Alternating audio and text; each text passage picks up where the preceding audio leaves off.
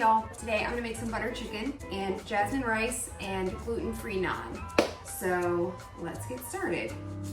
For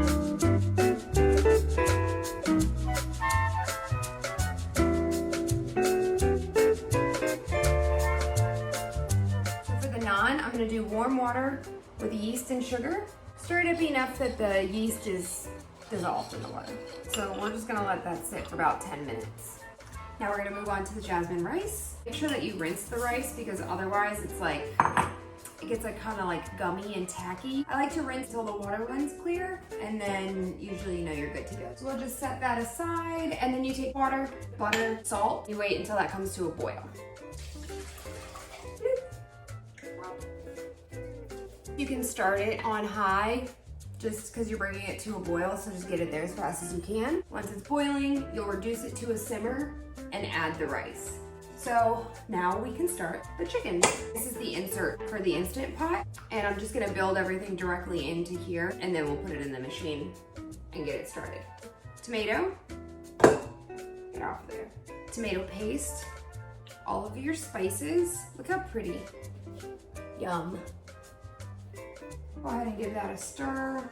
When you're cooking in the Instant Pot, you wanna make sure that whatever meat is in there is covered by liquid or else it won't cook right.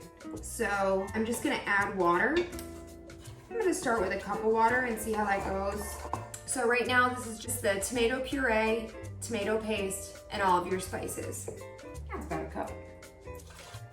Then you're gonna add chicken thighs. So I have it's probably 2 or 3 pounds of chicken thighs.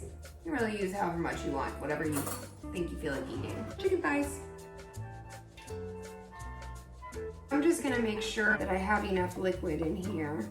Yeah, that's perfect. So we'll put that in, seal it up. I pressure cook it for 5 minutes.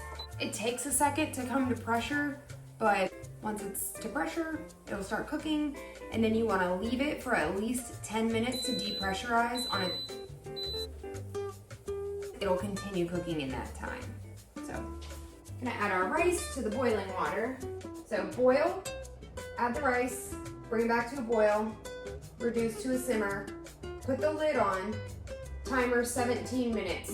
Don't touch it that entire time. So just let it at a simmer for 17 minutes. Go with timer. I did that wrong.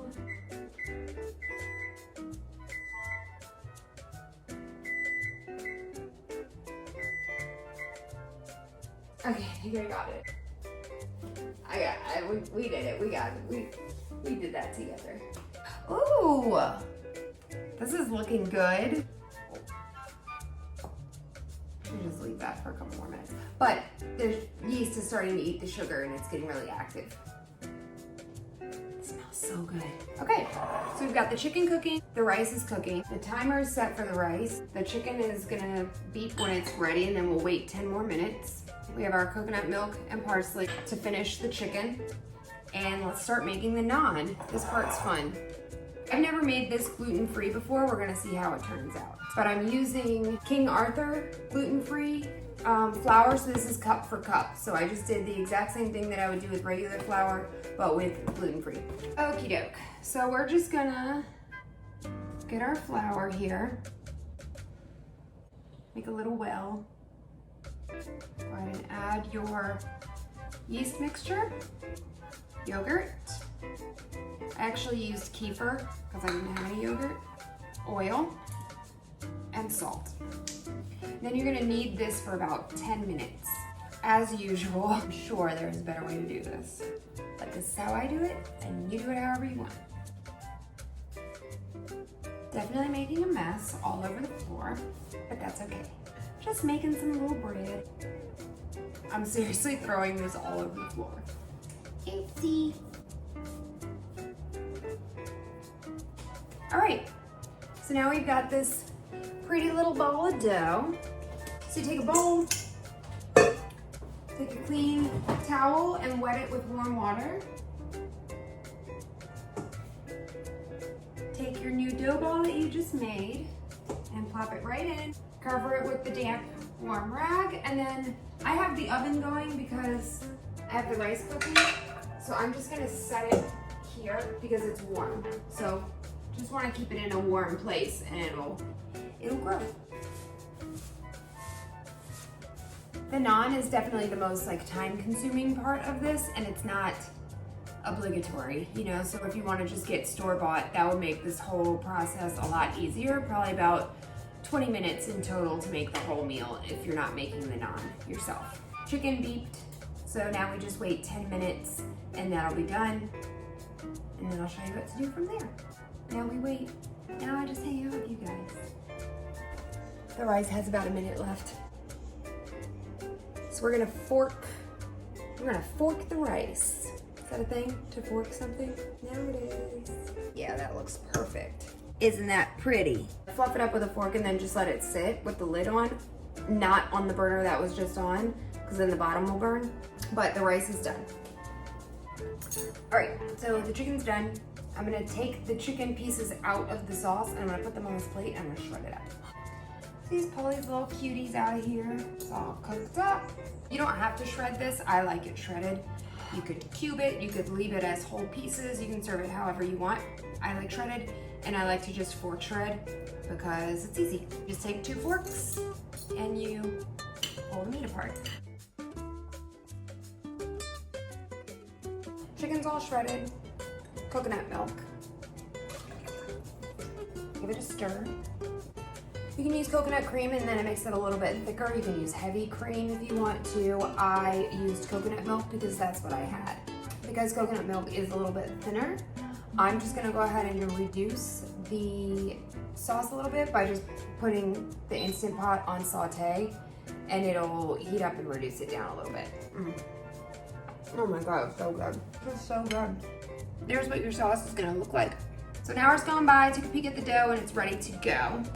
I just cut it into 8 separate pieces and I'm rolling them into balls. I don't have a rolling pin. Oh, I do have this. I'm gonna try to use this salt because I wanna roll these out and I don't have a rolling pin. So you wanna make them kind of, you know, just make them even-sized balls of dough. Okay, this should be good. Shaker actually worked pretty good to flatten this little guy out. Just put that there.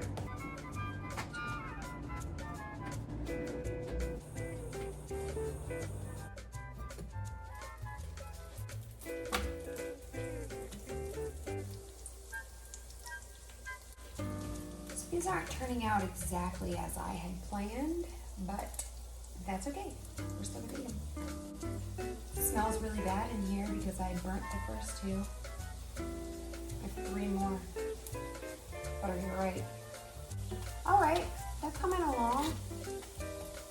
They're looking a little better than bad, and that's good. There we go. Yeah, now that's what I'm talking about. Yum. Those look so good. Look up, you little cuties. They're looking good. Looking good. Okay, so medium-high heat. A little bit of oil in the pan, and you're good to go. Just brushing these with a little bit of butter.